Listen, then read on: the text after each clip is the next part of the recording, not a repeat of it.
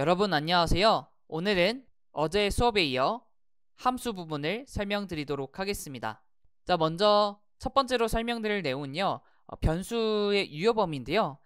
변수를 선언하는 방법이나 위치에 따라서 이 변수가 사용되는 범위가 달라진다라는 내용입니다. 자, 이 내용은 우리 함수 호이스팅의 내용과 좀 연관지어서 좀 설명을 드리려고 하는 것이고요. 이 내용을 설명드리고 나서 함수의 남은 부분을 설명드리도록 하겠습니다. 자, 그래서 우리가 변수를 어디에 선언하느냐에 따라 달라진다라고 했죠. 그래서 우리 변수를 선언할 때에는 두 가지 방식이 있어요. 전역 변수로 사용을 할 것이냐, 아니면 지역 변수로 선언을 할 것이냐. 자, 이 두 가지 범위에 따라서 이 변수를 사용할 수 있는 범위는 달라집니다. 자, 그래서 코드를 보면서 설명을 좀 드리도록 할게요.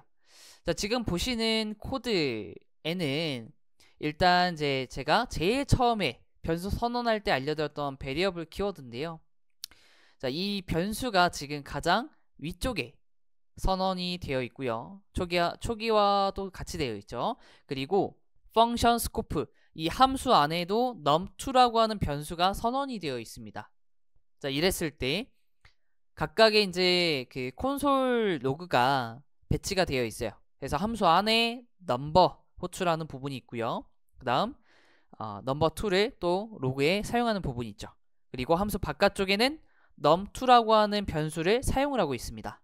자, 이런 코드가 있다라고 했을 때 실행을 해보면 어떻게 될까요? 자, 실행을 하게 되면요, 이 부분에서는 10이라고 하는 데이터가 출력이 될 겁니다. 자, 그리고 아래에 있는 이 콘솔 로그에는 5라고 하는 데이터가 나오죠. 자, 그러면 바깥쪽에, 함수 바깥쪽에 있는 num2는 값이 어떻게 될까요? 자, num2라고 하는 것은 스코프라고 하는 이름의 함수 내에 정의가 되어 있기 때문에 지금 이제 바깥쪽에서 사용을 하려고 하는 거죠, 이렇게. 자, 그러면 이게 접근이 안 됩니다. 그러면 어떻게 나오냐면 undefined가 나올 거예요. 자, 우리가 직접 코드를 구현을 해 보면서 확인을 다시 하고 돌아오도록 할게요. 자, 그러면 저희 실습 파일을 만들 건데요. 15-5-5차시 예제.html, 자, 이렇게 틀 만들어 주시면 되겠습니다. 자, 베리어블 변수의 10을 정의를 해주시고요. 펑션, 스코프, 그리고 로그 하신 다음에 num을 출력합니다. 자, 그 다음 아래쪽에서 다시 변수를 하나 또 정의하시는데 5라고 정의를 하시고 로그 num2 정의를 합니다. 자, 이렇게 만들고 나서 실행을 하면 우리 이 안에 있는 로직들이 실행이 되나요? 안 됩니다. 반드시 함수를 선언하셨다면 불러줘야 합니다. 자, 이렇게 함수 이름과 함께 소괄호를 붙여주시면 함수가 실행이 됩니다. 자, 그 다음 아래쪽에서 num2를 호출해 볼게요. 사용을 해보죠. 자, 그러면 실행을 해봅시다. 자, 오른쪽 클릭하셔가지고요, Open with Live Server 클릭해서 테스트를 해보도록 하겠습니다. 자, 이렇게 브라우저가 켜지게 됐는데요. 개발자 도구를 열어보시면, 자, 새로 고침에서 5와 10이 나왔네요. 아이고, 잠시만요. 다시. 자, 그리고 다시 한번 볼게요. 메시지 전체 세 메시지를 다 출력하는 것으로 다시 필터링을 해서 이제 출력을 결과를 확인해 보면, 자, 10과 5는 잘 출력이 됐습니다. 그런데 오류가 발생을 했어요. 자, 보시게 되면은 오류 메시지가 reference error라고 되어 있습니다. 그리고 num2 is not defined 라고 되어 있어요. 즉, 우리는 이 num2라고 하는 것은 이 scope라고 하는 함수 내에 정의를 했습니다. 그렇지만 바깥쪽에서는 이렇게 데이터를 접근하는 것이 불가능하다 라고 이해를 해주시면 될 것 같습니다. 그래서 지금 오류가 발생을 한 거죠. 그래서 지금처럼 다시 한번 이제 설명을 드리면, 우리 바깥쪽에 정의한 num이라고 하는 이 변수는 이 펑션이라고 하는 구조 바깥쪽에 정의를 했기 때문에 가장 상단에 정의를 했죠. 그래서 어디서든 사용할 수 있는 전역 변수로 저희는 정의를 한 겁니다. 자, 그리고 num2는 함수 내에 정의를 했죠. 즉 특정 영역 안이죠. 어떻게 보면 자, 이 중괄호를 기준으로 이 함수 내부에서 선언을 했기 때문에 이 변수는 저희가 부를 때 지역 변수라고 부릅니다. 그래서 이 지역 변수는 이 중괄호 바깥에서 사용할 수가 없는 변수예요. 영역이 정의되어 있는 거죠. 그렇기 때문에 num2, 즉 이 스코프 함수 바깥쪽에서 접근하려고 하는 것은 결과가 나오지 않고 오류가 발생을 하는 거죠. 자, 그래서 내가 변수를 선언할 때 이 변수가 어디에서든지 사용이 되어야 한다 라고 한다면 전역 변수를 정의하시고요. 특정 이 블록, 이 함수 내부에서만 사용을 하고 다른 쪽에서는, 다른 로직에서는 사용하지 않을 거야 라고 한다면 지금 보시는 것처럼 지역 변수로 정의를 하시면 됩니다. 이 안에서만 사용하는 변수인 거죠. 이렇게 구분을 해주시면 좋을 것 같습니다. 자, 그러면 이 지역 변수와 전역 변수에 대한 개념을 설명을 드리면서 제가 추가적으로 이 블록 중괄호에 대한 또 설명을 했죠. 이 안에서 정의라면 바깥쪽으로 벗어날 수 없다. 그렇죠? 자, 이 내용에 관련해서 저희 변수를 선언하는 각각의 키워드를 가지고 또 설명을 드려볼게요. 이 키워드를 또 어떤 걸 사용하느냐, 그리고 어느 위치에 선언을 하느냐에 따라서 또 사용하는 범위가 달라지거든요. 자, 그래서 가장 첫 번째로 variable 키워드입니다. 자, 이 variable 키워드는 함수 레벨 스코프라고 합니다. 함수 레벨 스코프, 즉 함수 내에 선언을 했다면 함수 내 어디서든지 사용이 가능합니다. 자, 예시로 한번 볼게요. 자, 지금 보시는 이 코드를 보시면 MSG라고 하는 변수를 이렇게 정의를 했습니다. 그리고 MSG2를 이 조건문 안에 정의를 했습니다. 자, 이랬을 때, 자, 이 구조를 다시 한번 보면 MSG는 바로 사용하려고 하면 아무런 이상이 없어요. 그래서 헬로가 나올 거고요. 자, 그 다음 아래쪽 보시면 MSG2는 조건문 안에 정의를 했습니다. 그럼 사실상 이 중괄호 밖을 벗어나면 사용할 수가 없어야 되죠. 그런데 이 다음 아래에 있는 이 콘솔이 이 조건문 안에서 선언한 변수의 정보를 접근하려고 하는 거죠. 이렇게 되면 될까요, 안 될까요? 출력이 됩니다. 지금 보시는 것처럼 되죠. 자, 왜 그러냐 하면 지금 이제 자바스크립트 엔진에서는 이 부분을 어떻게 해석하는지를 좀 이해하시면 좋아요. 자, 우리가 함수 선언문은 이렇게 정의하고 이 펑션 블록 스코프라고 하는 함수를 호출할 때 아래쪽에서, 즉 선언하고 다음 줄에서도 사용할 수 있지만 이 윗줄에 작성을 하시면 윗줄에서도 실행이 되죠. 자, 이렇게 동작이 됐었던 이유는 이 함수 선언문 자체가 자바스크립트 엔진에 의해서 최상단으로 끌어올려진다. 즉 호이스팅이라고 하는 개념을 설명을 드렸죠. 자, 변수도 마찬가지입니다. 이 조건문 안에 이렇게 변수를 MSG2를 정의했지만 위에서 나온 것처럼 함수 내에 선언을 하면 어디서든 사용이 가능하다. 즉 이 변수 또한 이 선언된 부분을 이 바깥쪽으로 끌어올립니다. 어디까지? 이 함수의 최상단까지. 자, 그렇게 되면 이 MSG2를 실행했을 때, 작성해서 실행했을 때 이렇게 결과가 나온다라는 게 이해가 되시는 거죠. 자, 우리가 함수 바깥쪽에서는 사용할 수 없지만 이렇게 호이스팅이라고 하는 동작이 발생을 하면서 MSG2가 실행이 되는 거죠. 아무런 문제 없이. 자, 그래서 자바스크립트 엔진에서는 어떻게 해석을 하냐? 이렇게 해석을 한다는 거죠. 보시는 것처럼 MSG2라고 하는 변수를 최상단으로 끌어올립니다. 선언하는 부분만 끌어올리는 거죠. 그리고 조건문 안에서는 그 선언된 변수에 새로운 값을 담는 형태로 해석을 하는 거고, 그럼 당연히 이 MSG2는 이쪽을 즉 최상단에 정의된 변수를 접근하는 것이기 때문에 아무런 문제가 없다라는 겁니다. 자, 그래서 우리 호이스팅이라고 하는 개념은 함수에 대해서도 적용이 되지만 변수에서도 호이스팅이 일어난다 라고 보시면 됩니다. 자, 이렇게 동작을 하는 것이기 때문에 제가 지난 시간에 이제 설명드렸던 그 중복 선언이 있죠. 변수 똑같은 이름으로 선언할 수 있다라는 것이 바로 이러한 개념 때문입니다. 아마 제가 변수를 선언하는 첫 시간 때 설명을 드렸을 거예요. 그렇죠? 그래서 이런 특성을 가지고 있는 것이 베리어블 키워드입니다. 저희가 뭐 다시 사용할 일이 그렇게 많지는 않겠지만 그래도 이런 개념, 이런 특성을 가지고 있다라는 걸 기억해 주시면 좋을 것 같고요.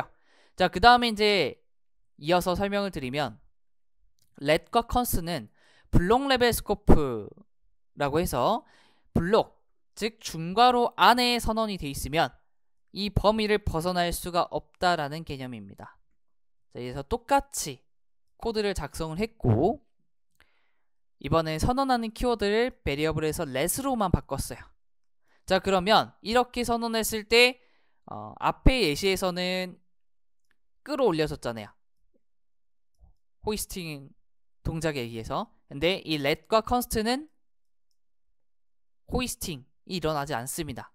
중괄호를 기준으로 범위가 지정이 되기 때문에 let msg2는 반드시 이 조건문 안에서만 사용할 수 있어요. 그래서 이렇게 접근을 하는 것은 불가능하다. 그래서 오류가 발생을 하죠. 자, 그리고 함수 바깥쪽에서 접근하는 건 당연히 안 되는 거죠. 이것도 불가. 즉, 이 큰 블록 스코프라고 하는 함수 내부에서만 MSG를 사용할 수 있다라는 거죠. 자, 그래서 범위는 이렇게 어떠한 변수를 키워드를 사용해서 선언하느냐에 따라서 함수 레벨 스코프 혹은 블록 레벨 스코프 영역이 달라진다 라고 이제 해주시면 될 것 같습니다. 네. 자, 그래서 여기까지 해서 이제 전역 변수, 지역 변수 개념 설명을 드리면서 변수를 사용할 때 정의하는 키워드 3가지 있죠. 이 각각의 3가지 키워드에 따라서 이 변수를 사용할 수 있는 범위가 또 달라지는 이런 개념들을 좀 같이 설명을 드렸습니다. 그래서 이런 내용들을 이해하고 계셔야 여러분들이 나중에 프로그램을 만드실 때 이걸 고려해서 만드실 수도 있고 고려하면서 만들지 못한다 하더라도 나중에 오류를 좀 체크를 하실 때 변수 값이 이렇게 안 나온다. not define이다. 그러면 왜 not define인지 이런 문제에 대해서 이해를 하실 수 있어야 됩니다. 스스로 해결하실 수 있는 능력이 있어야 되는 거예요. 그래서 꼭 기억을 해주시면 좋을 것 같습니다. 자, 그러면 이제 이 다음 내용은 저희 함수 표현식에 대해 설명을 드리도록 하겠습니다. 자, 함수 표현식은요, 익명함수를 사용해서, 익명함수라는 건 이름이 없는 함수입니다. 이름이 없는 함수. 자, 그래서 함수를 정의할 때 이름 없이 정의를 하고 변수의 할당. 자, 할당이라고 하는 건 다른 말로는 이제 초기화라고 합니다. 초기화. 초기화. 저장을 한다는 얘기죠. 그래서 저장을 해서 사용하는 함수를 저희는 함수 표현식이라고 얘기를 하고요. 이 표현식으로 정의를 하게 되는 경우에 호이스팅이 절대 발생하지 않습니다. 자, 어떻게 되어 있냐면 이런 식으로 정의합니다. 지금 보시면 cost 키워드를 이용해서 상수를 정의했고요. 그 다음에 데이터를 펑션으로 정의를 했습니다. 그래서 함수 구조를 저장을 해줬고요. 자, 이 함수를 실행하기 위해서는 저장된 이 펑션 변수를 이용해서 소괄호를 붙여주시면 함수를 실행하는 것과 같습니다. 호출하는 것이죠. 자, 그래서 지금 보시는 것처럼 우리 이런 구조로 만드는 것이 함수 표현식입니다. 자, 한번 정의를 해볼까요? 자, VS 코드로 와 주신 다음에 함수 표현식 선언하는 방법. 자, const, function, 그리고 function 소괄호 붙여주시고 이렇게 정의하시는 게 함수 표현식입니다. 그래서 함수를 값으로 정의해서 사용하는 것이기 때문에 선언하는 키워드를 const로 지정해 주시는 것이 좋아요. 자, 왜냐면 이 변수의 이름 자체가 혹시라도 여러분들이 이후에 또 사용해야 되는 경우가 있을 수 있어요. 이 이름으로 변수로서. 그럼 이제 겹치면 안 되겠죠. 그래서 절대 변경되어서는 안 되기 때문에 const로 지정을 해야 한다.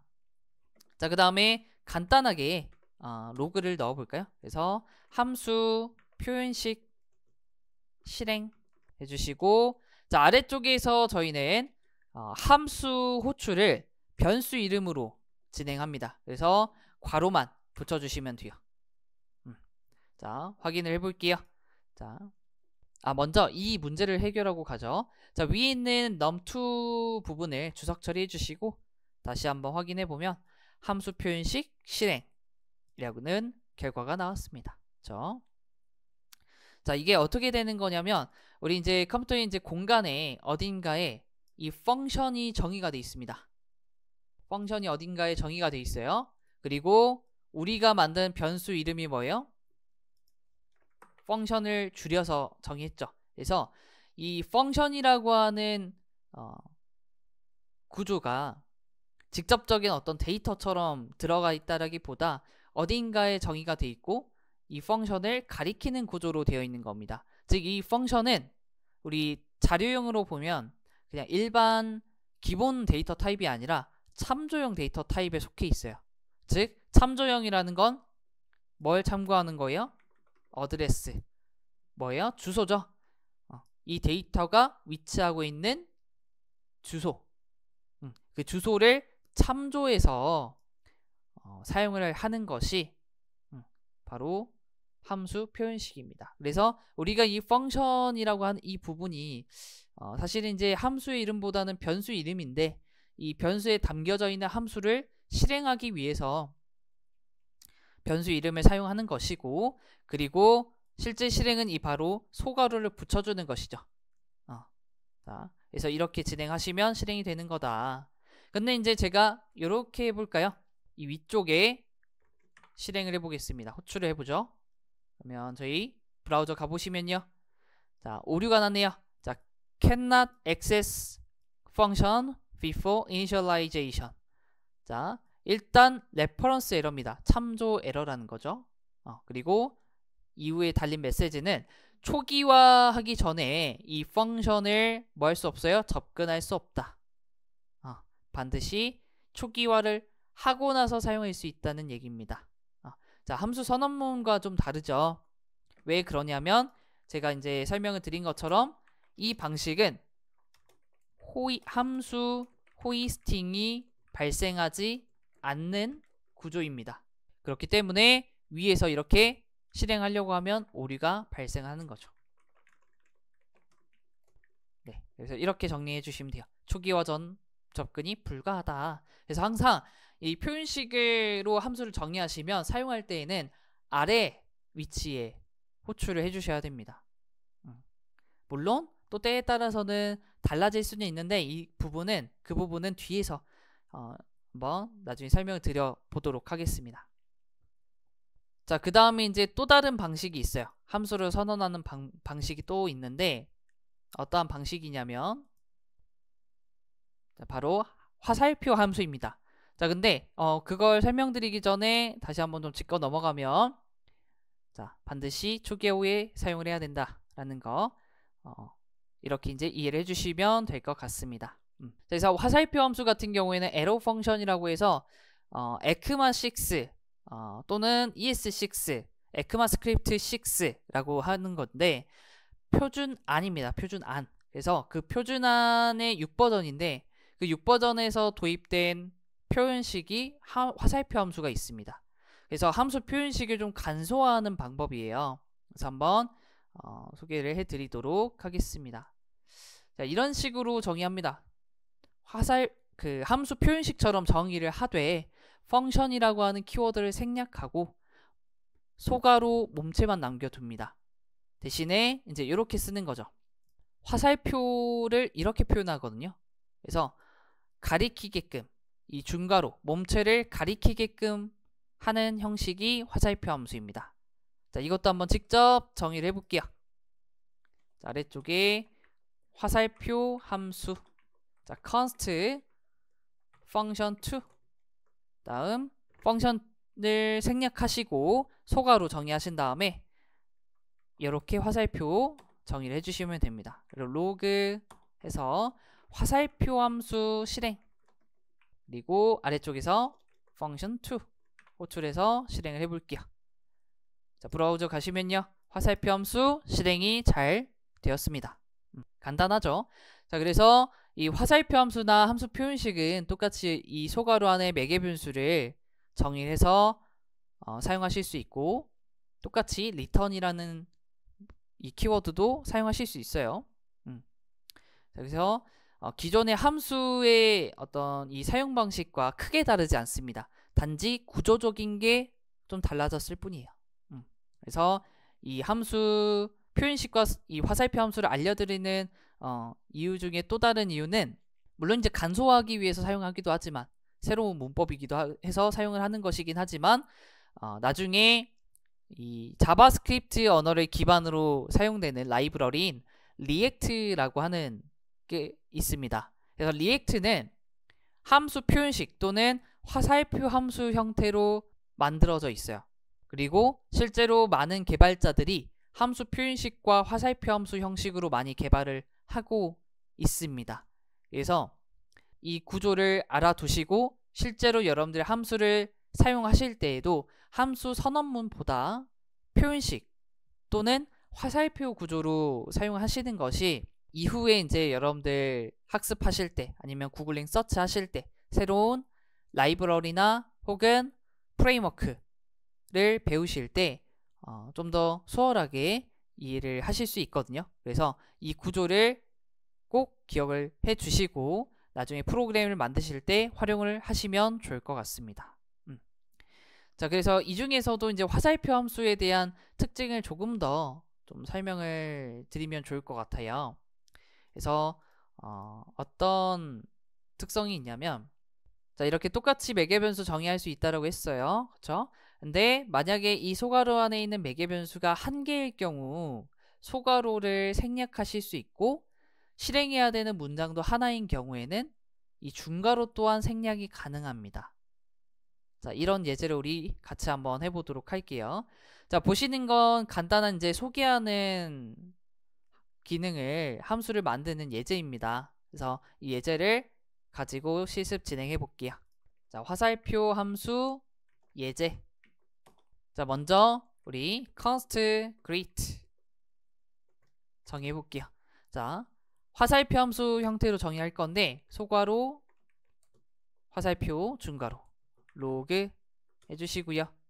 자, 여기에 안녕하세요, 저는 수강생입니다 출력하겠습니다. 자, 그럼 실행을 해야죠. greet 호출. 브라우저 가서 확인해 보시면요, 문제없이 잘 나왔습니다. 자, 그러면 이번엔 매개 변수를 한번 넣어 보도록 할게요. const greet to. 자, 그리고 이제 괄호 안에 name 입력 받으셔서 중괄호 만드시고 로그 만들게요. 자, 이번에는 이제 저 name이라고 하는 변수의 값을 사용해서 문자열과 함께 사용할 것이기 때문에 템플릿 문자열로 정의해 주시고 위에 있는 문장을 그대로 써볼게요. 자, 안녕하세요, 저는 달러 중괄호 하시고 name 쓰신 다음에 입니다 라고 해보겠습니다. 자, 그러면 우리가 greet2라고 하는 이 함수를 제대로 동작을 시키게 하려면 무언가 넘겨줘야 되죠. 자, 그래서 학생이라고 넘겨보겠습니다. 자, 브라우저를 가서 확인해 보시면 문제없이 잘 나왔죠. 자, 이번엔 세 번째. 자, 여기에서 이렇게도 할 수 있다는 걸 보여드릴게요. 자, name이라고 하는 값을 쓰는데 소괄호를 생략합니다. 자, 그래서 매개 변수가 하나일 경우에는 이 부분을 아래와 같이 어떻게 해요? 생략이 가능하다. 자, 잘 되는지 확인해 봐야겠죠. 자, 이제 문장이 똑같으니까 다시 작성하실 필요 없이 복사를 해서 가져오도록 하겠습니다. 자, 그리고 greet 3. 이번엔 운동선수라고 하죠. 운동선수. 자, 실행된 결과를 확인해 보시면요, 잘 나오죠? 자, 이번에는 리턴문을 활용을 해볼게요. 자, greet 4. 자, 다시 소가로를 추가해 주시고 name 화살표. 자, 중괄호 해주시고 return. 자, 리턴을 할 건데 무엇을 리턴을 할 거냐? 자, 이번에는 이 콘솔 위에 있는 문장 있죠? 즉 로그 안에 있는 이 문자열 데이터를 그대로 복사해서 붙여넣기. 그러면 이 문장 자체를 되돌려 주겠다. 즉 greet4라고 하는 변수로 이 함수를 실행할 때 값을 리턴해 주겠다 라는 의미입니다. 그러면 이제 이렇게 그냥 사용만 하시면 어떻게 해요? 동작이 안 될 거예요. 자, 확인해 보시면 잠시만요. greet4. 제가 오타가 있었네요. greet t 추가해 주시고 다시 확인해 보시면 아무것도 안 나오죠. 저는 분명 교사라는 데이터를 넣었는데 동작이 안 되는 걸 알 수 있습니다. 즉 이 함수 자체가 리턴문으로 되어 있기 때문에 값 자체를 가지고만 있는 거죠. 출력하는 것이 아니라. 그래서 출력까지를 하려면 출력문으로 감싸 주셔야 되겠죠. 자, 다시 한번 확인해 보시면요, 이상 없이 잘 나왔습니다. 자, 마지막. 자, const greet4 5. 자, name. 이번에는 소가로 생략해 볼까요? name 쓰시고 그 다음 중괄호도 생략을 해볼게요. 자, 중괄호를 생략을 하면요, 리턴 문도 같이 생략할 수 있습니다. 그럼 이렇게 되는 거죠. 이렇게만 하면 끝이죠. 그래서 로그, 이번엔 바로 로그를 만들어서 greet 5 그리고 연구원 입력해 보겠습니다. 자, 실행을 하면요, 결과가 잘 나왔습니다. 그쵸? 자, 그래서 화살표 함수는 여러 형태로 많이 활용을 할 수 있습니다. 아무것도 없을 경우에는 반드시 소괄호가 있어야 되겠지만 하나만 있는 경우에는 소괄호를 생략을 하셔도 무방하다. 이제 두 개부터는 어떻게 해야 돼요? 만약 age라고 하는 변수를 넣었다. 그럼 바로 오류가 이렇게 납니다. 즉 괄호를 씌워달라고 하는 오류거든요. 문법을 체크를 하고 있는 거죠. 자, 이렇게 두 개 이상이 나오는 경우에는 반드시 소괄호가 있어야겠죠. 자, 그리고 실행 문장 같은 경우에 저희가 한 문장 한 문장으로 예시를 넣었는데 실제로 정말 하나의 문장인 경우에는 맨 마지막에 정의한 것처럼 이렇게 리턴과 중괄호를 생략할 수 있다. 이 내용을 꼭 기억을 해주시면 좋을 것 같습니다. 자, 그러면 저희 이 화살표 함수를 이용해서 마지막 실습 문제 풀이하고 오늘 수업 정리하도록 하겠습니다. 자, 문제를 좀 보시게 되면은 저희 두 숫자를 더한 결과를 출력하는 이 add number 함수를 구현해 보는 거예요. 네. 자, 그래서 제일 먼저 함수 표현식으로 정의를 해보고 그 다음 이걸 화살표 함수로 바꿔보는 실습을 해볼게요. 네. 자, 그러면 저희 VS 코드 가셔서 파일 하나 새롭게 만드실게요. 15차시 _ 실습.html. 자, 문제 먼저 정의할게요. 자, 두 숫자를 더한 결과를 출력하는 add number 함수를 구현을 하는 겁니다. 그래서 먼저 함수 표현식으로 만들어 보고 그 다음 화살표 함수로도 구현을 해보도록 하겠습니다. 자, 화살표 함수 전에 표현식은 어떻게 한다고요? 변수 선언을 해주시면 돼요. 그래서 const add number. 자, 그 다음 function 함수 틀 먼저 만들게요. 네, 이렇게 됐습니다. 자, 그러면 이 add number라고 하는 변수를 소괄호로 붙이면 함수를 실행한다라는 거죠. 자, 이때 우리가 숫자를 이런 식으로 입력을 해주면 이에 대한 결과가 나와줘야 되죠. 즉 5와 7이 더한 결과가 나와야 된다는 겁니다. 그러면 12라는 결과가 나올 수 있도록 이 함수 내부에 로직이 만들어져야 되겠죠. 자, 그래서 이 5와 7을 인수로 입력을 했기 때문에 이걸 받아줄 수 있는 매개 변수를 정의를 해야 합니다. 그래서 num1과 num2를 정의해 주시고요. 자, 그 다음에 출력을 하는 겁니다. 바로 출력을 해요. 그래서 log 해주시고, 자, 제가 이제 결과 보여드렸던 형태로 만들어 볼게요. 그래서 템플릿 문자를 정의해 주시고 각각의 숫자를 출력해 줍니다. 그래서 num1과 그 다음 num2의 더한 결과, 그래서 num1 플러스 num2가 되겠죠. 자, 그러면 확인해 볼까요? 자, 마우스 오른쪽 클릭해 주시고요. 라이브 서버 실행. 자, 그러면 우리 개발자 도구 열으셨을 때 결과가 문제없이 잘 나왔습니다. 자, 그러면 이 함수 표현식을 이제 화살표 함수 구조로 만들어 볼게요. 그러면 이 구조를 세 줄의 코드를 복사하셔서 아래쪽에 붙여넣기. 자, 그 다음에 add number 2 이름을 바꿔주고요. 화살표 함수는 펑션 키워드를 사용하지 않는다라고 했어요. 그래서 이렇게 지워주시고 그 다음 이렇게 화살표로 표기해 주시면 끝입니다. 자, 그러면 똑같이 호출해서 잘 동작되는지 확인해 볼게요. 자, 이번에는 add number 2를 호출해 주시고요. 3과 4를 입력해 보도록 하겠습니다. 자, 그러면 저희 브라우저 가보시면요. 아랫줄에 실행 결과가 잘 나왔습니다. 자, 그럼 실습은 여기서 마치도록 하고요. 저와 함께 오늘 배운 내용 정리하도록 하겠습니다.